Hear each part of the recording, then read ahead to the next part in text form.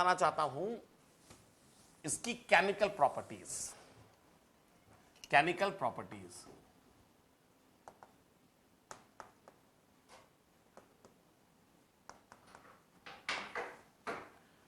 अगर हम बात करें केमिकल प्रॉपर्टीज की तो क्या है इसकी केमिकल प्रॉपर्टी, मतलब chemically how they are going to react. तो हर चीज का एक सिस्टम होता है बेटा, कुछ ना कुछ खास होगा जो उसको डिसाइड करेगा कि केमिकली कैसे होती है, ठीक है ना। तो सबसे पहले मैं आपको बता देता हूं कि एसिड्स क्या होते हैं। Acids are substances which furnish the H plus ions in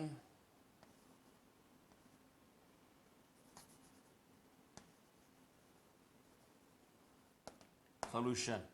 furnish की जगह अगर मैं वर्ड यहां पे इंक्रीज भी लिख दूंगा तो यही होगा, ठीक है। जैसे मैं एग्जांपल लेता हूं HCl,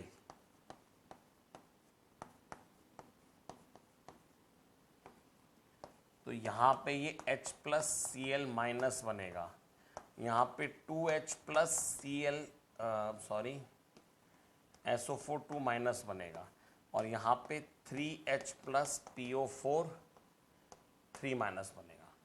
तो इन तीनों की खास बात क्या है कि ये H प्लस आयंस दे रहे हैं। क्या दे रहे हैं ये?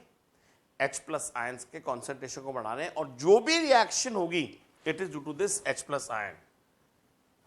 सो all, write it here, all the reactions of acid is due to H plus ion. अभी बहुत बड़ा प्रश्न है कि H प्लस आयन कैसे आया भाई, किस तरह से आया। ध्यान रखिएगा कॉन्सेंट्रेटेड एसिड में कभी भी केमिकल रिएक्शन जल्दी से वैसी नहीं होंगी। It is of course dangerous to handle all this thing, but still H plus ion का कॉन्सेंट्रेशन जो होगा वो कब बढ़ेगा, जब हम उसमें पानी डालेंगे, जब हम उसे डाइल्यूट करेंगे। Like when we start diluting it then only H plus ion are produced, and all the reactions are due to H plus ion. Let me tell you, I write this also here. H plus ions are produced only in aqueous solution, concentrated में कभी भी नहीं होगा। बहुत बहुत बहुत बहुत बहुत इंपॉर्टेंट बात बताइए मैंने, ठीक है ना। तो इस चीज का आप लोग विशेष ध्यान रखेंगे कैसे क्या है इसके अंदर। Got it. तो आइए सबसे पहले स्टार्ट करते हैं अपन इसकी केमिकल रिएक्शंस और किस तरह से इसकी केमिकल रिएक्शंस होती हैं और क्या उसके अंदर वो बताना चाहता है। तो let me start with that first. तीन रिएक्शंस हैं इसकी basically, reaction with active metals, reaction with active metals, reaction with carbonates and neutralization reaction. तो सबसे पहले मैं आज स्टार्ट करता हूं रिएक्शन विद एक्टिव मेटल्स से। केमिकल रिएक्शंस में फर्स्ट है reaction with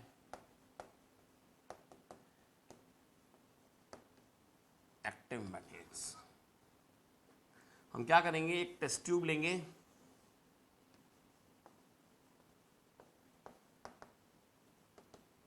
take a test tube, add dilute H2SO4 or dilute HCl, then add zinc granules। Granules का मतलब होता है दाने, ठीक है ना। एक पहले भी एक चैप्टर में बता चुका हूं मैं आपको कि हमें ग्रैन्यूल क्यों यूज करने हैं। We use, I write the answer over here with the pink colour. We use granules in order to increase surface area, to enhance rate of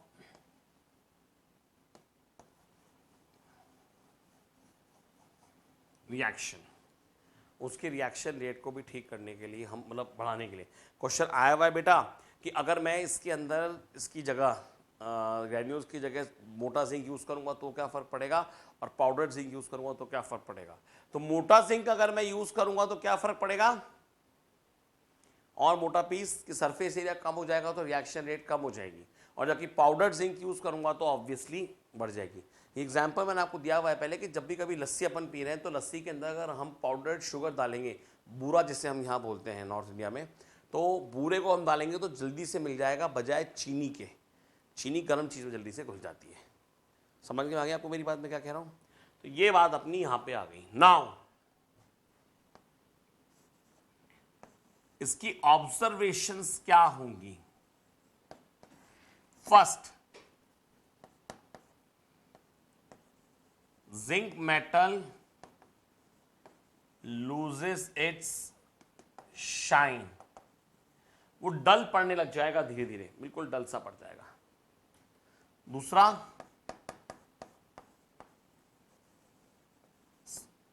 on surface of zinc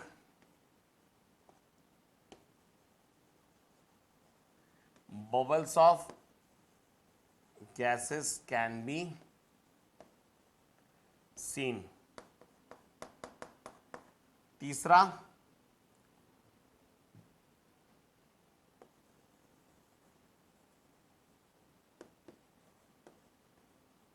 evolution of gas, इसमें से gas भी निकलेगी। ठीक है ना। तो देखो यहां देखो आप इधर थोड़ा सा, मैं अगर यहां पे इसमें एक स्टॉप कॉक टाइप लगा देता हूं जो पैक कर देगा पूरा इसको, यहां से मैंने एक नली डाल रखी है इसमें, इसके अंदर हैं आपके जिंक के टुकड़े and acid, here we have zinc plus H2SO4। तो यहां से जो बबल्स निकलेंगे अगर उनको मैं एक टम्बलर में लेता हूं जिसके अंदर यहां पे भरा हुआ है क्या,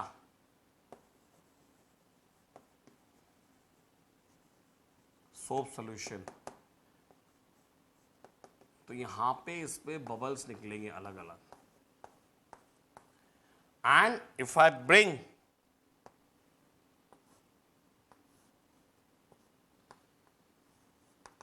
a burning candle, then pop sound can be heard. A typical type of pop sound can be heard. पट पट पट पटा पट पट पट। क्यों आई ये आवाज, क्या फर्क पड़ा इसका, क्योंकि अच्छा इसमें तो क्वेश्चन बड़े अच्छे बनते हैं। It is basically a lab test also, test for hydrogen in labs, यानी लेबोरेटरी के अंदर ये अपन करके देख सकते हैं। ठीक है। अब जैसे ये इसके अंदर गया, यहां से बाहर निकली तो उसने, क्योंकि हाइड्रोजन जो होती है वो फ्लेयर कर देती है, उसके अंदर बर्स्ट हो जाएगी ऑक्सीजन, खट खट खट खट। अगर आपके पास ये चीज़ आप नहीं करते, सोप सोल्यूशन यूज नहीं करते हैं, डायरेक्ट टेस्ट ट्यूब क्या करने जाएंगे ना, तो वहां पे भी होगा, लेकिन इट कैन बी डेंजरस बेटा। वो बर्स्ट जो है आपकी आंख को, आपकी स्किन को जला सकता है, it can be a problem for you. ठीक है ना। So why do we take this soap solution? Because we use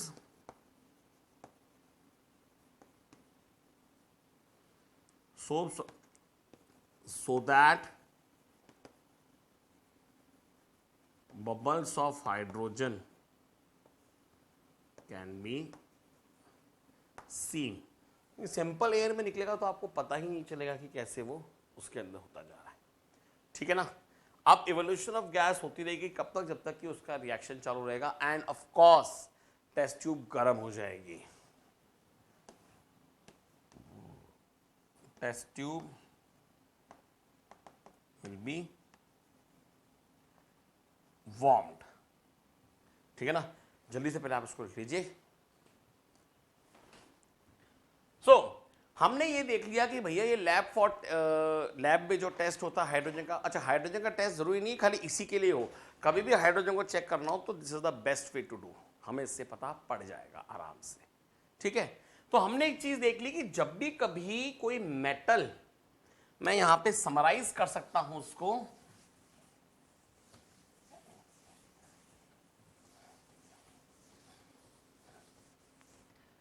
कि जब भी कोई मेटल किसी एसिड से रिएक्ट करेगा तो वो metal salt plus hydrogen gas release करेगा, डायरेक्ट उसके अंदर हाइड्रोजन गैस को वो रिलीज करेगा। ठीक है ना, ये हमारी एक चीज हो गई। दूसरी बात, व्हाट हैपेंस अगर हम किसी बेस को रिएक्ट करते हैं किसी मेटल से, तो भी बेटा मेटल सॉल्ट और हाइड्रोजन ही निकलेगा। इसका बहुत कॉमन एग्जांपल, बहुत इंपॉर्टेंट एग्जांपल दिया हुआ है, whenever NaOH reacts with zinc metal it will form, इसका नाम होता है सोडियम जिंकेट विद हाइड्रोजन। आपको समझ में आ गई मेरी बात, मैं क्या कह रहा हूं? तो ये बेस के साथ, तो दोनों के साथ अपन बात कर सकते हैं, बेस के बारे में हालांकि अपन और आगे चर्चा करेंगे बहुत अच्छे से, लेकिन अभी आप इतना सा इसमें ध्यान रखिए। ठीक है, चलिए अगला चीज देखते हैं। Next is reaction of metal carbonate with acids. पहले तो मैं आपको यह बता दूं कि कार्बोनेट क्या होते हैं।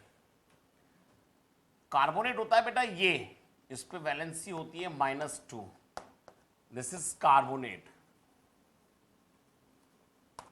एंड एक होता है HCO3, इस पे वैलेंसी है आपकी -1, दिस इज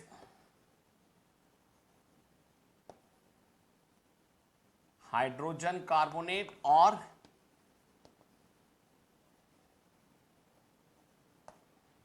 बाइकार्बोनेट। इसके पहले के सॉल्ट होंगे जो अपन सोडियम लगाना है वो लगाना है, अपन अभी चेक कर लेंगे।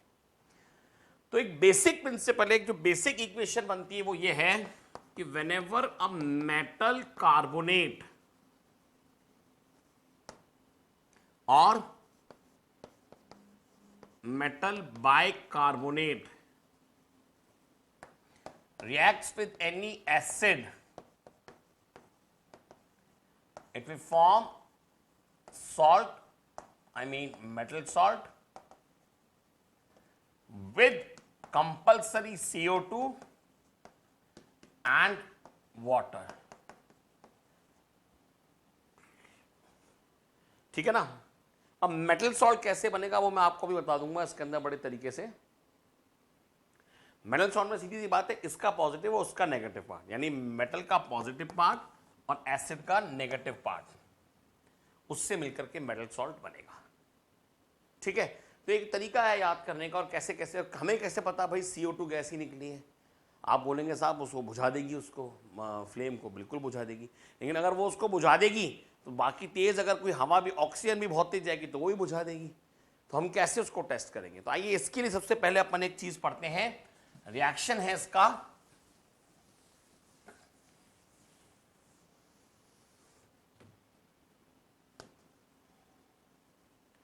रिएक्शन ऑफ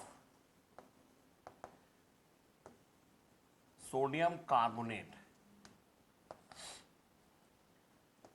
और सोडियम हाइड्रोजन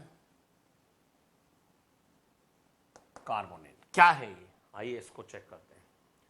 तो मान लीजिए मैंने सोडियम कार्बोनेट लिया Na2CO3 प्लस HCl। तो एक चीज तो सेट है, CO2 और H2O तो बनेगा ही बनेगा, ये तो हम जान गए साहब, मजा आ गया देख के। दूसरी बात मैंने कहा इसका तो प्लस और इसका नेगेटिव मिलकर आपके लिए सॉल्ट बनाएंगे। तो यहां पे मेटल सॉल्ट क्या बन जाएगा, NaCl। समझ गया मेरी बात? इसी की जगह अगर मैं यहां पे लेता NaHCO3 प्लस HCl, तो भी ये बनता NaCl plus CO2 plus H2O। भाई बाय डिफॉल्ट CO2 और H2O तो बनेगा ही बनेगा, इसको तो आप रोक ही नहीं सकते, चाहे कुछ भी हो जाए। ठीक है। अब अगर मैं दूसरे की बात करता हूं, सपोज कीजिए मैंने Na2CO3 के साथ में H2SO4 रिएक्ट किया, तो वही कहानी, इसका प्लस और इसका माइनस। ये तरीके मैं आपको इसलिए बता रहा हूं कि वैसे तो आप याद करने में आसान रहेगा, लेकिन जब एग्जाम में वहां पे कोई अलग चीज आ जाती है तो हमें कई बार प्रॉब्लम हो जाती है कि हम क्या यूज करें, क्या बनाएं। मैं आपको भी कैल्शियम का एग्जाम्पल लेके बताऊंगा बड़े शानदार तरीके से इसमें। तो इसमें क्या बनेगा बेटे, Na2SO4 plus CO2 plus H2O, क्योंकि ये इसका नेगेटिव पार्ट है, ये पॉजिटिव पार्ट है। सेम चीज इसके साथ हो जाएगी, NaHCO3 प्लस H2SO4 के साथ, and I find that it is again Na2SO4 plus CO2 plus H2O। तो आप रटे ना किसी चीज को, बस समझें, हर चीज आसानी से उसमें आगे निकल जाएगी। ठीक है ना। चलिए आगे देखते हैं इसको मिटा के। अब की बार मैं सोडियम कार्बोनेट की जगह कैल्शियम कार्बोनेट लेके देखता हूं, देखते हैं क्या होता है। कार्बोनेट सॉल्ट होना चाहिए, चाहे किसी का भी ले, उससे फर्क नहीं पड़ेगा।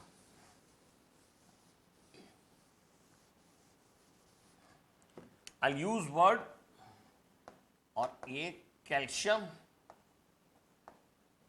कैल्शियम। तो अगर मैं CaCO3 यूज करता हूं HCl के साथ माइनस प्लस, तो ये CaCl2 प्लस CO3 और सॉरी CO2 प्लस H2O बनेगा। अब हमें पता होना चाहिए कैल्शियम की जो वैलेंसी है +2 है। देखो इतना तो अब तक आ ही जाना चाहिए भाई, कैसे भी करके। नेक्स्ट, अगर मैं कैल्शियम हाइड्रोजन कार्बोनेट यूज करता हूं HCl के साथ, तो भी CaCl2 plus CO2 plus H2O बनेगा। और यहां पे अगर मैं यूज करता CaCO3 के साथ में H2SO4, तो बनता CaSO4 plus CO2 plus H2O। The common thing which I want to show you over here is that carbon dioxide, carbon dioxide, carbon dioxide, पानी पानी पानी पानी पानी। ठीक है। वैसे ही इसके अंदर अगर मैं कैल्शियम हाइड्रोजन कार्बोनेट के साथ में H2SO4 यूज करता, तो भी बनता CaSO4 plus CO2 plus H2O। अब इसमें ध्यान देने वाली बात कौन सी है, सबसे बढ़िया चीज। अच्छा, इसमें क्वेश्चन बेटा बड़ा एनसीईआरटी का अच्छा क्वेश्चन दिया हुआ भी है। आपसे ये, आपको ये सॉल्ट दे दिया और कहा कि उसको इससे रिएक्ट किया है एसिड से, और आपसे पूछ लिया ये सॉल्ट का नाम बताओ, तो यहाँ पे ध्यान रखना है कौन सा अपन ने यूज किया, कैल्शियम कार्बोनेट यूज होगा। भाई कार्बोनेट तो CO2 गैस निकल रही है, उसे बोला कि CO2 एक गैस निकली जिसने उसको बुझा दिया स्प्लिंकर को, तो हम ये मान लेंगे। लेकिन इसका एक टेस्ट बड़ा अच्छा है जो कार्बन डाइऑक्साइड का लैब टेस्ट है। तो to check whether the gas evolve is carbon dioxide और नॉट, हम यहां पे एक टेस्ट करेंगे, and it is one of the very very very very very important test. ठीक है। तो देखो यहां पे मैं क्या देखता हूं, इसमें lab test for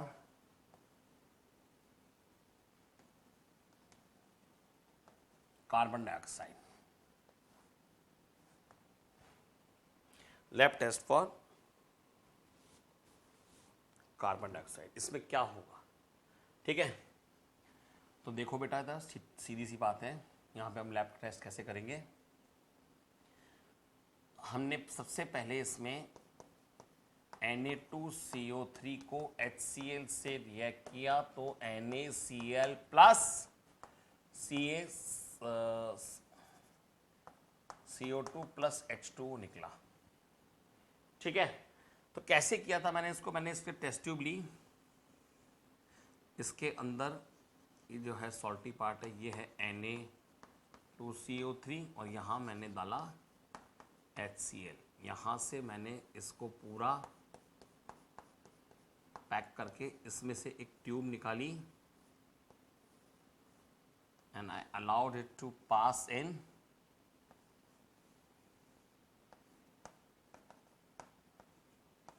lime water, that is calcium hydroxide. ठीक है, तो क्या करेंगे हम? I'll write it for you. When gas evolved is passed through, किसके through? When passed through lime water, it turns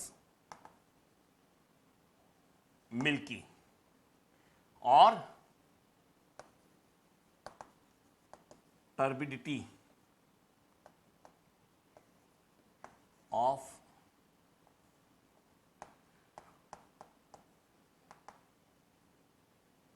increases, उसमें टर्बिडिटी उसकी बढ़ जाएगी एकदम से। क्या करेंगे, कैसे पता करेंगे कैसे बढ़ी, कैसे हुआ? तो देखिए इसमें क्या हुआ, बेसिकली कैल्शियम हाइड्रोक्साइड में जैसे ही मैंने CO2 पास करी, इसने बना दिया calcium carbonate plus H2O, and इसके अंदर वाइट PPT बन गया, as it is insoluble in water. Insoluble product होता है, कैल्शियम कार्बोनेट पानी के अंदर घुलेगा नहीं, तो कुल मिला के ये बना देगा, और पानी वहां पे है ही पहले से जो अपने बना था उसके अंदर। ठीक है, तो ये तो हुई इतनी सी बात, टर्बिडिटी इंक्रीजेस। लेकिन ये टेस्ट यहां पे खत्म नहीं हुआ है, हम इस टेस्ट को और आगे तक देखेंगे। अब हम क्या देखते हैं इस टेस्ट के अंदर, alphabet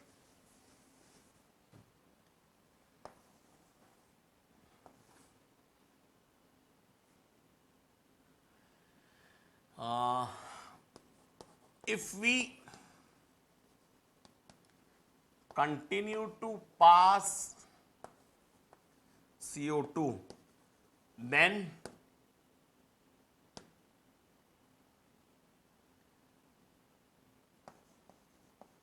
precipitate disappears. This is due to formation of calcium hydrogen carbonate, which is soluble. तो उस सॉल्यूशन को बिल्कुल क्लियर कर देगा। तो आइए देखते हैं हम इसमें क्या करेंगे। इसी के अंदर डालना है बेटा। तो वो बच्चे गलती क्या करते हैं, यहाँ पे ये पूरा लेना भूल जाते हैं, खाली कैल्शियम कार्बोनेट ले लेते हैं। तो calcium carbonate plus water plus CO2 will give you calcium hydrogen carbonate which is soluble in water and it makes a clear solution. बेटा बहुत इंपॉर्टेंट टेस्ट है, बहुत ज्यादा इंपॉर्टेंट है, क्योंकि इसमें सबसे ज्यादा क्वेश्चन इसमें बनते हैं। Test for this thing, got it? Please जल्दी से नोट डाउन कर लीजिए। So right now we check कि किस तरह से मेटल कार्बोनेट्स रिएक्ट करते हैं, कौन सी गैस निकलती है और किस तरह से हमने मैनेज उसको कर लिया। ठीक है, अब हम आगे देखते हैं बेटा इसके अंदर जो उसकी तीसरी प्रॉपर्टी है, जिसको मैं न्यूट्रलाइजेशन रिएक्शन भी कह सकता हूं, वो कैसे होता है। थर्ड प्रॉपर्टी है how do I mean acids and bases react. तो ये अपन पहले भी पढ़ चुके हैं, हमेशा ध्यान रखना कि जब भी कभी कोई एसिड और बेस आपस में रिएक्ट करते हैं तो वो सॉल्ट एंड वाटर बनाते हैं। ठीक है ना, जैसे मैं आपको एग्जांपल देता हूं उसका, HCl है, इसको NaOH से सबसे कॉमन एग्जांपल है ये NaCl प्लस H2O बनाता है। इसका प्लस, इसका माइनस, इसका प्लस, इसका माइनस, ये प्लस और ये माइनस, ठीक है ना, और ये H2O बन गया इसके अंदर, ठीक है। अब ये होती है, इसको हम बोलते हैं न्यूट्रलाइजेशन रिएक्शन।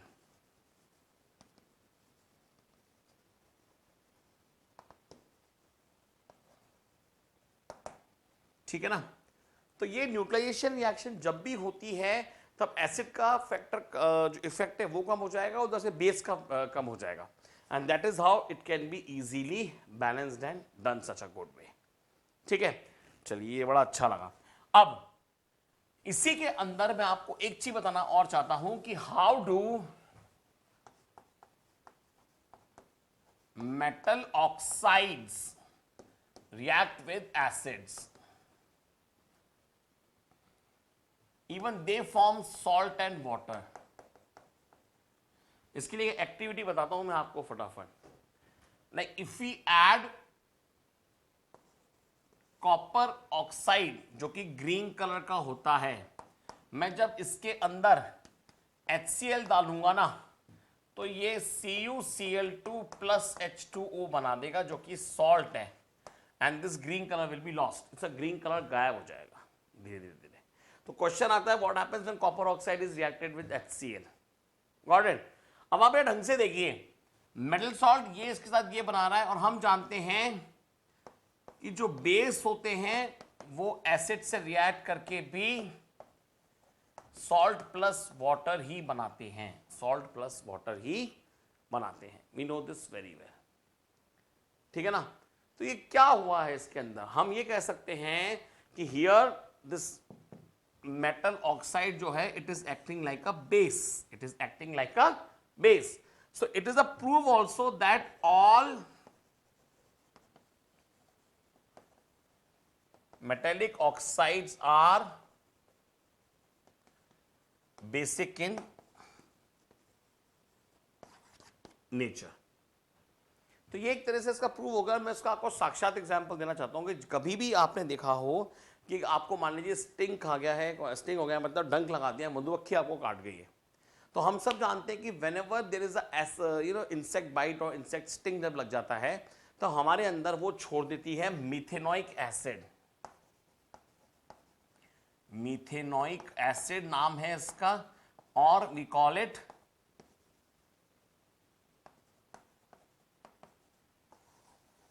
Formic acid. अब साहब क्या हुआ, जैसे ही वो अपनी बॉडी के अंदर जाता है तो इतना तेज पेन होता है जिसकी आप तुलना भी नहीं कर सकते, जिसकी आप तुलना भी नहीं कर सकते, वो भयंकर पेन होता है। तो कई बार ऐसे कहा जाता था कि साहब फटाफट उस पर आप कुछ टूथपेस्ट लगा लें या फिर आप चाबी घिस के लगा लें कहीं पे। चाबी को घिस के नहीं लगाना होता, पत्थर लीजिए, पत्थर पे थोड़ा पानी डालिए और कोई मेटल की चीज़ को जोर जोर से रगड़िए। जब आप मेटल की चीज़ को उसको रगड़ेंगे तो वो उससे बेस बन जाएगा वो। क्यों? क्योंकि जब वो मेटल है, जैसे मान लीजिए मैंने यहाँ पे लिया कोई भी मेटल ऑक्साइड है, मैंने उसके अंदर पानी मिलाया तो मेटल हाइड्रोक्साइड बन जाएगा वो, and this is basically base. तो जैसे ही अभी पढ़ेंगे अपन न्यूट्रलाइजेशन, जब आगे पढ़ेंगे डेली इफेक्ट्स जो होते हैं इसके, तो जो अंदर हमारे एसिड है उसको न्यूट्रलाइज कर देगा और हमको थोड़ा सा आराम मिलेगा, जो सूजन आ जाती है वो भी हमारी बिल्कुल ठीक हो जाएगी। ये बहुत इंपॉर्टेंट बात बताइए बेटा मैंने, आप इस बात का विशेष ध्यान रखना। इट इज़ एडवाइस, जब पुराने ज़माने में कहते हैं चाबी लेके लगा लो, चाबी इसलिए कहते हैं कि जब घर से निकल रहे तो चाबियाँ जनरली जो होती रही, तो लोहे को पानी में घिस के जोर से उसको जैसे ही अपन लगाएंगे तो उससे वो चीज़ उसमें बिल्कुल ठीक ठाक हो जाया करती है। This was the thing that we know all as neutralization reaction, और किस तरह से न्यूट्रलाइजेशन होता है और किस तरह से वो सारे के सारे काम उसके अंदर चलते रहते हैं। ठीक है ना, जल्दी से आप इसको एक बार में नोट कर लीजिए। सो right now we saw the different kind of chemical reactions